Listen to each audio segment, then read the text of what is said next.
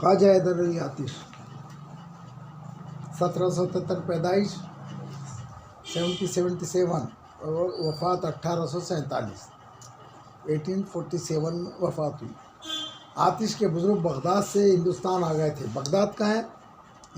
में वहाँ से आए थे और दिल्ली में सुकूनत इख्तियार कर ली और दिल्ली में ही ज़िंदगी रहने लगे, गुजारने लगे। सुकूनत इख्तियार ना हमेशा के लिए रहने लगना, इख्तियार की हमेशा के लिए रहे वहीं।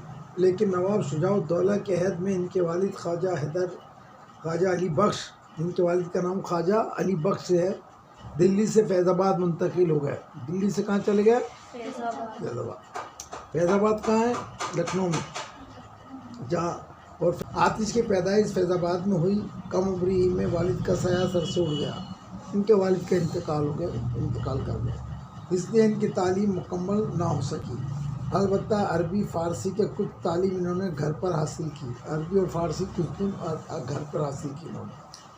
आतिश अपनी गैर मामूली शायराना सलाहियत, इनमें शायरी की काबिलियत थी, शायरी करने की काबिलियत थी, महारत थी, अच्छी काबिलियत थी इनके अंदर, के बाइस बहुत जल्द मकबूल हो गए, बहुत जल्दी मशहूर हो गए, मशहूर हो गए शायरी के अंदर। और नवाब मोहम्मद तकी ख़ां के दरबार से मुंसलिक हो गए।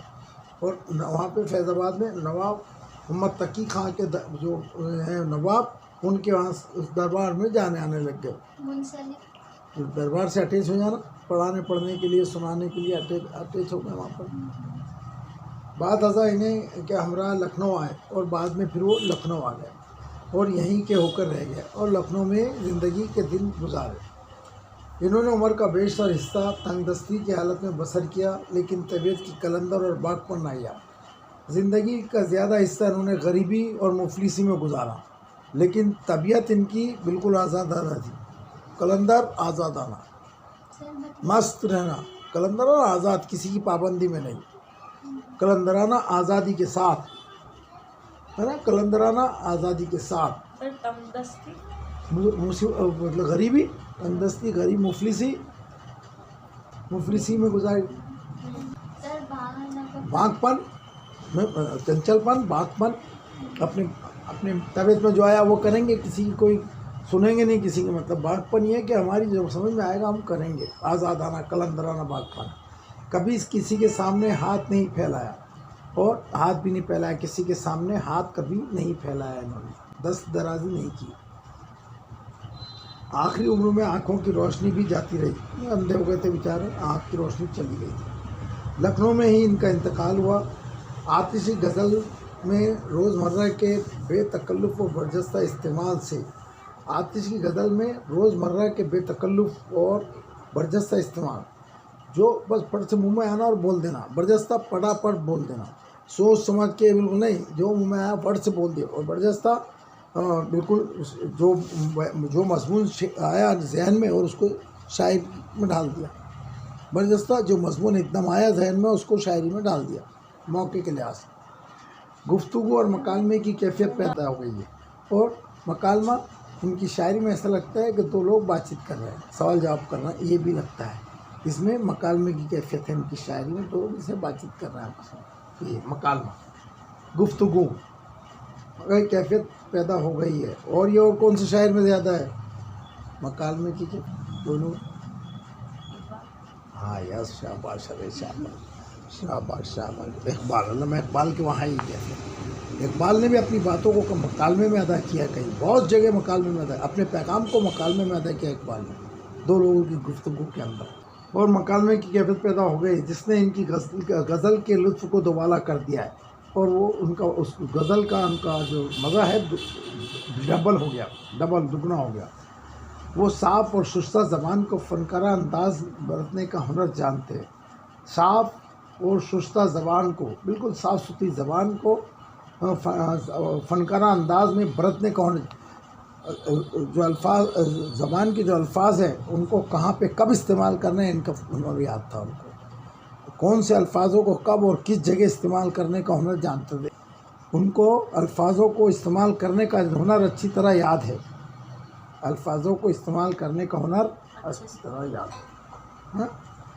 इनकी गज़ल की एक मुफरद और इम्तियाज़ी ख़ुसूसियत यह है कि एक तरफ वो हुस्न और महबूब के बयान में शौक़ी और रंगीनी से काम लेते हैं। एक तरफ वो क्या करते हैं हुस्न के बयान में शौक़ी और रंगीनी, महबूब का नक्शा ऐसा खींचता है कि जिसके अंदर शौक़ी हो, चंचलपन हो, खूबसूरती हो, और दूसरी तरफ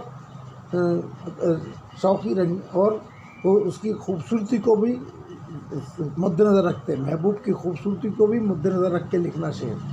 शौक़ी अदा है उसकी, नाज नखरे, महबूब के नाज नखरे और खूबसूरती को, और रंगीनी मतलब उसकी खूबसूरती को तो उसके नाज नखरे, शौक़ी तो महबूब के नाज नखरे, और रंगीनी मतलब उसके हुस्न को दोबाला करके पेश करना, डबल करके पेश करना। जितना रहता है हाँ, उससे ज़्यादा बढ़ा चढ़ा के काम लेते हैं।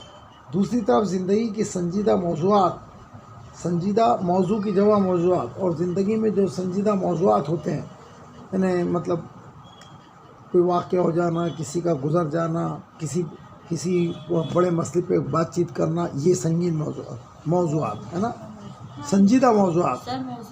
मौजू की जमा टॉपिक्स, उन्वानात, मौज़ूआत उन्वानात। ज़िंदगी के ख़ास मसाइल जो हैं, कि मिल्लत का मसला है, तालीम का मसला है, और कोई मसला आ गया तो उस पर जो है मौज़ूआत, ज़िंदगी के मौज़ूआत पे ही शायरी की, और तसव्वुफ़ मार्फत के मज़ामीन को शेर में संजीदा और दरवेशाना सरसारी की कैफियत के साथ बयान करते हैं। और जो तसव्वुफ़ तो मैं समझा चुका कई बार, तसव्वुफ़ तज़किया नफ्स, फ़ारसी का लफ्ज़ है तसव्वुफ़, और तज़किया नफ्स जो है उर्दू अरबी का लफ्ज़ है, तो फ़ारसी जाके वो तसव्वुफ़ बन गया। तो तसव्वुफ़ वही है कि अल्लाह की कुर्बत हासिल करना, उससे मोहब्बत करना, इश्क़ करना अल्लाह से, उसकी कुर्बत हासिल करना और उस पर अमल करना, ये तसव्वुफ़ है। तो उन मज़ामीन को बड़े बेहतरीन अंदाज से दरवेशाना सरसारी की कैफियत के साथ बयान करते हैं। दरवेशाना एक ऐसा इंसान जिसके पास खाने पीने का कुछ नहीं है, बेसरो सामान है, वो उस बेसरो सामानी की कैफियत भी इसमें शामिल है। उन मज़मीन में उनके दरवेशाना बेसरो सामानी, बस एक फ़कीर की ज़िंदगी कैसे गुज़रती है उसी शान से ज़िंदगी गुजारना, और वही इनके मज़ामीन में भी है आतिश की। उनके कलाम की इन्हीं इम्तियाज़ी खुसूसियात की बिना पर इनका शुमार उर्दू के मुमताज़ गज़लगों शुरा में होता है।